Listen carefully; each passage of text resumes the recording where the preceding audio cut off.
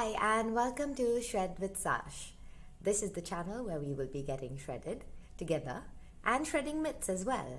So, today's topic is what are the biggest mistakes people make, or what are the things you should watch out for when hiring a personal trainer? So, keep watching to learn more about that.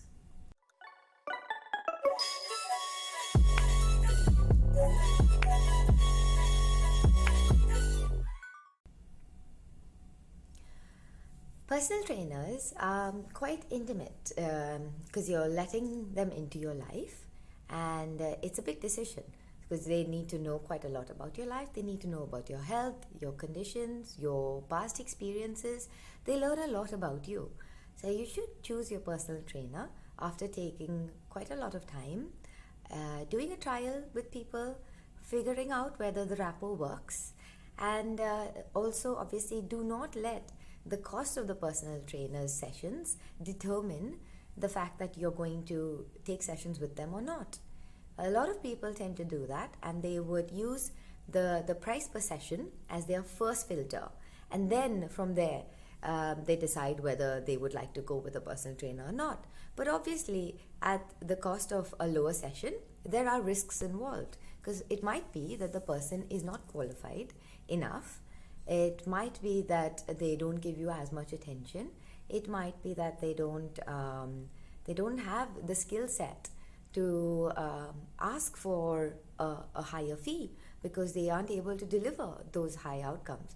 It might just be that they want to give, there's also a positive. It might just be that they want to give quality service to the masses, and that's the reason that they are able to charge a lower fee, because it's more about benefiting the public rather than personal gain for the personal trainer. It's up to you to decide which of those are the driving factor for the trainer.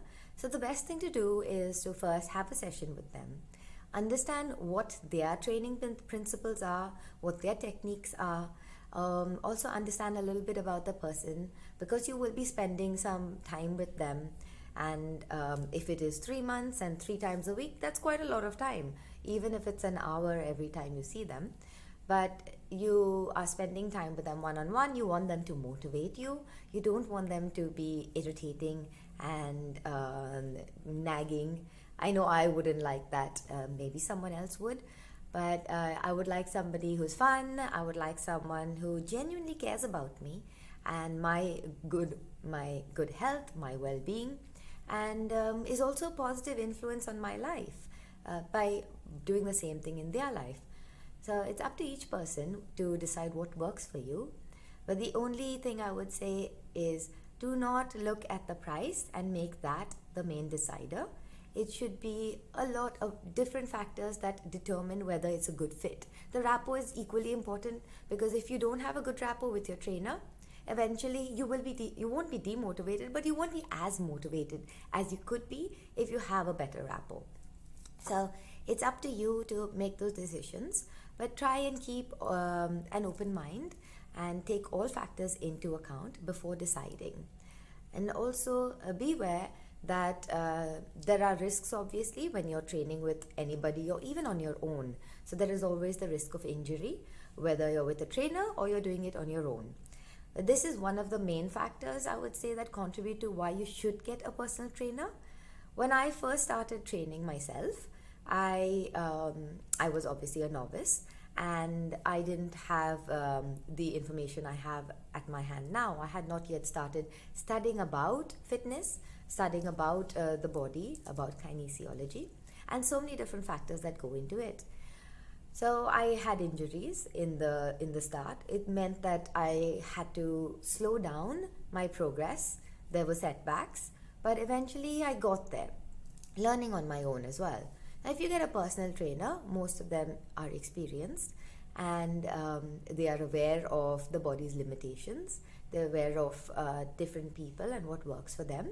So they would be able to advise you on all of this. It means that the gains that you would have in 3 months with a personal trainer could be equal to the gains you'd have on your own within a year. So ideally, I would recommend that people get personal trainers for at least 2 to 3 months to understand how the body works, to get all that information and knowledge from someone who is qualified, who is there to spot you, to check your form, to guide you on good technique. Because when you're starting out, your technique is very important.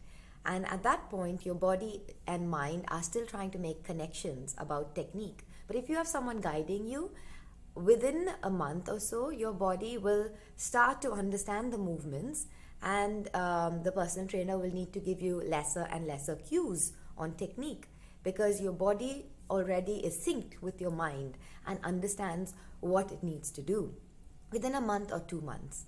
So that's a good span of time, 2 to 3 months, to have a personal trainer and understand everything about your body and understand what your limitations are, and take it from there. Some people love having a trainer, they love having someone in their corner rooting for them for longer periods of time. I know clients who like people to train them for a year or even longer. They just can't train without the trainer, and that's also fine.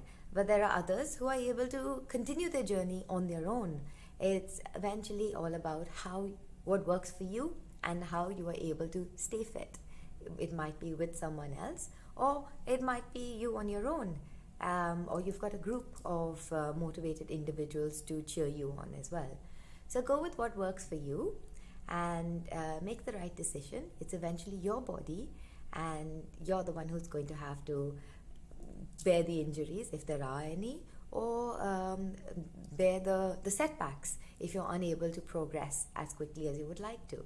So make those decisions and stay tuned for more. Please like, share, and follow this channel and my videos so I can help more people and give you more information to get you on your journey to being healthier.